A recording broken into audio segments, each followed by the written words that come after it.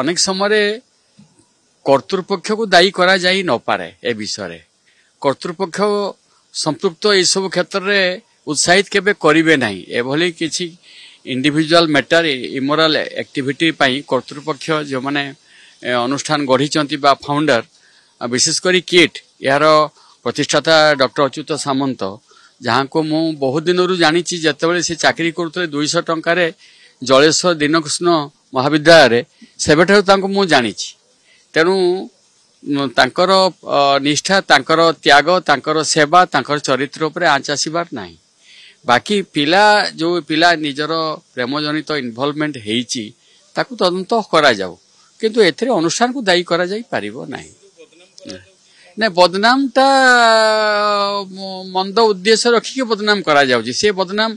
या द्वारा अनुष्ठान किसी क्षति हेबने अनुष्ठान गोटे जो अनुष्ठान किट तार इंटरनेशनल रेपुटेशन अच्छी तार